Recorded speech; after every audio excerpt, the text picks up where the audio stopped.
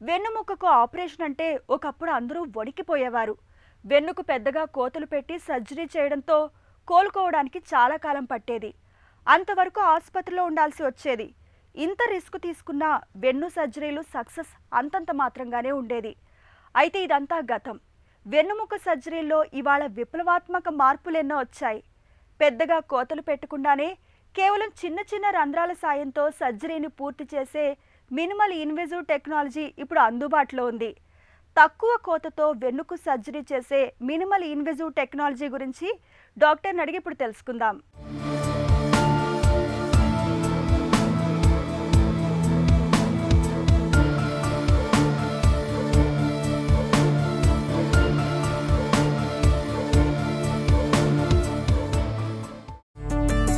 సంప్రదాయ వెన్ను సర్జరీలతో ఉన్న ప్రతికూలతలేంటి? కన్వెన్షనల్ స్పైన్ సర్జరీస్ అంటే ఈ సాంప్రదాయంగా చేసే స్పైన్ సర్జరీస్లో ముఖ్యంగా మనకి బ్లడ్ లాస్ ఎక్కువగా ఉంటుంది. రెండోది మనం ఈ స్పైన్ అనేది కొంచెం స్కిన్ నుంచి చూసుకుంటే కొంచెం డీప్గా ఉంటుంది. ఫస్ట్ స్కిన్ ఉంటుంది, తర్వాత ఫ్యాట్ ఉంటుంది, తర్వాత muscle, bone.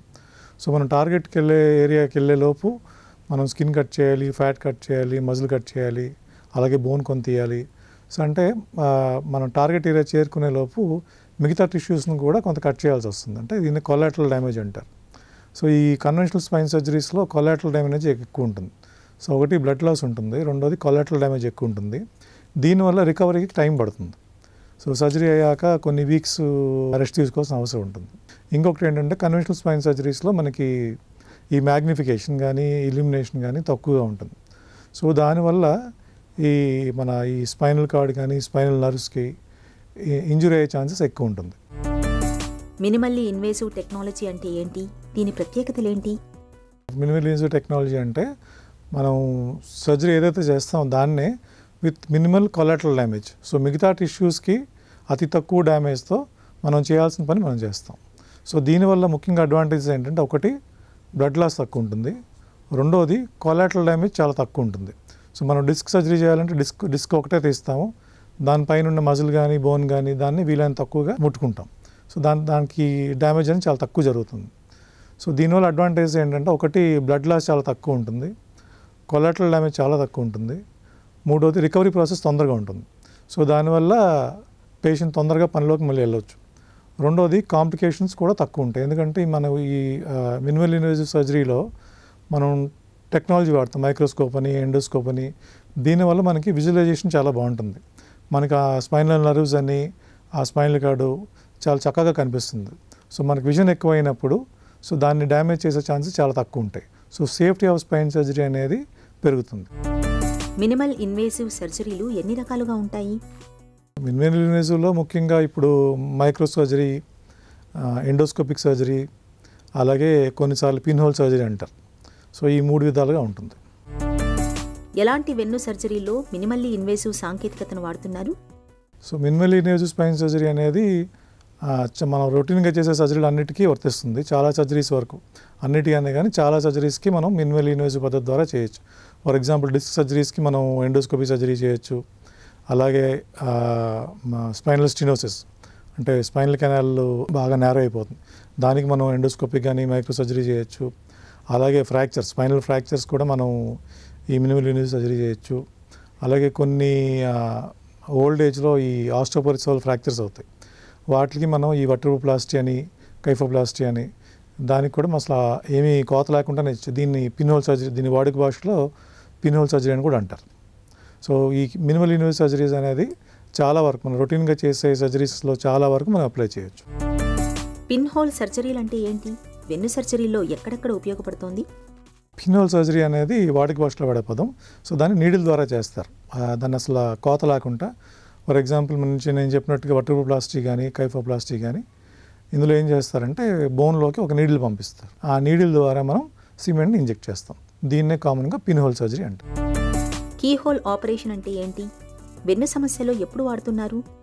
Key hole surgeries అనేవి మినిమల్ ఇన్వేజివ్ సర్జరీస్, ఇవి మనం రొటీన్గా చేసే స్పైన్ సర్జరీస్లో అన్నిట్లో మనం ఈ టెక్నాలజీ వాడచ్చు, ఈ టెక్నిక్ వాడచ్చు. ఫర్ ఎగ్జాంపుల్ మనం డిస్క్ సర్జరీకి ఎండోస్కోపీ ద్వారా చేయొచ్చు. అలాగే స్పైనల్ స్టినోసిస్, మనకు స్పైనల్ కెనాల్ బాగా చిన్నదైపోతుంది, దీన్ని కూడా మనం ఎండోస్కోపీ ద్వారా కానీ మైక్రో సర్జరీ ద్వారా కూడా చేయొచ్చు. అలాగే ఫ్రాక్చర్స్కి వాడచ్చు.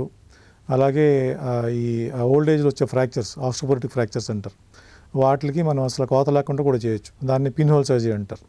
ఈ వర్టిబ్రోప్లాస్టీ అని, కైఫోప్లాస్టీ అని బోన్లోకి మనం జస్ట్ ఒక నీడిల్ ద్వారా సిమెంట్ ఇంజెక్ట్ చేయొచ్చు.